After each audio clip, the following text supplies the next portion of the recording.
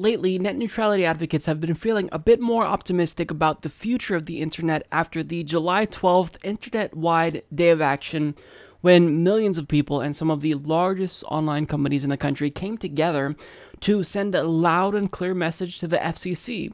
Leave the internet alone. Don't repeal net neutrality.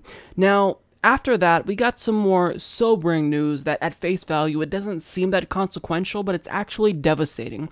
So according to Ars Technica's John Brodkin, he reports that the Trump administration supports the Federal Communications Commission's effort to overturn net neutrality rules passed during the Obama years, a White House spokesperson said yesterday.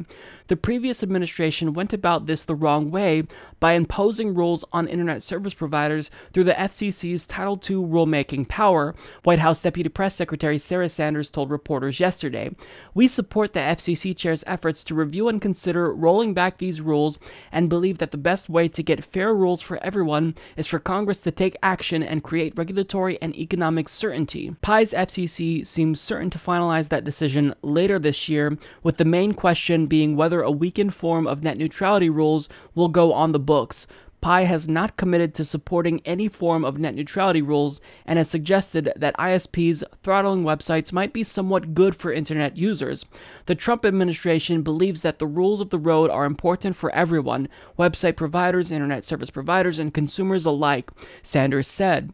Trump himself hasn't talked much about net neutrality, but in a November 2014 tweet, he called the rules Obama's attack on the internet and claimed they would target conservative media. So we already know that upon being sworn in as president, Donald Trump didn't support net neutrality, and I don't necessarily believe this is because he's taking a principled conservative stance. I think it's because he doesn't know what net neutrality is or means. He thinks it's a power grab. When that's not the case, net neutrality prevents a power grab. So he has no idea what this means, but the reason why this is important is because besides grassroots efforts to block the FCC last time in 2014 when Obama's FCC chairman wanted to roll back net neutrality, well, part of the reason why he was forced to stop is because President Obama signaled that he did not want the FCC to roll back net neutrality rules or allow internet service providers to create fast lanes. Now, even though it's the case that the FCC is technically independent from the executive branch of government, we know that the president has a lot of influence over what the FCC does. So if the president signals that the party should go in a different direction, then the FCC will be inclined, at least a little bit, to listen to what the president wants. So when Barack Obama last time said, look, net neutrality is honestly the way to go, then the FCC changed its mind. Now, again, that's not the entire reason as to why Tom Wheeler, the last FCC chairman, decided not to destroy the internet, because there was a lot of grassroots pressure.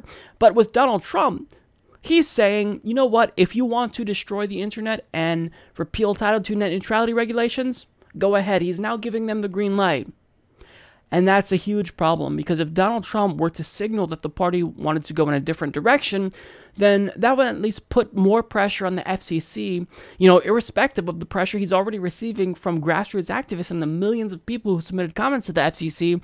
And it would make him at least maybe a little bit more inclined to not ruin the internet by rolling back net neutrality regulations. But Donald Trump is unequivocally signing off on what the FCC wants to do.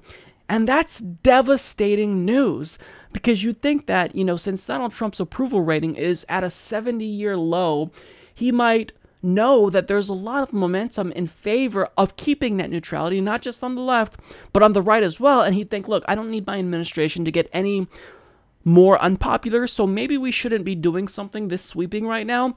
But he's deciding to just allow Ajit Pai to do what he wants and ruin the internet.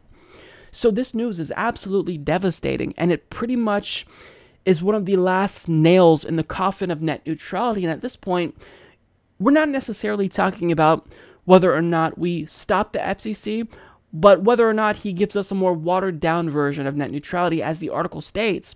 And what's ironic to me is that Donald Trump thinks that net neutrality allows the government, or I can't understand his reasoning, but he thinks that net neutrality allows the government or internet service providers to target conservative websites.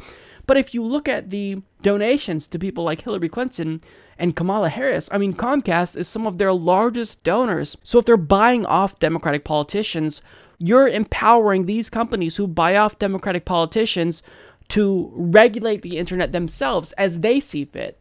So he doesn't like net neutrality because he thinks that arbitrarily is a way for either the government or internet service providers to target conservative websites, when what he's doing by killing off net neutrality allows for the opposite to happen. The internet is currently free and open. You can go to any website you want to. If you don't believe me, try it. Go to Breitbart.com. You can access Breitbart at the same speed as any other website on the internet. But what he's doing now is he's saying that, he's allowing anyways, these internet service providers to force these websites to pay ransoms if they want people to be able to access their website at the same speeds as other websites. So Donald Trump is making it more likely that conservative websites now will be targeted.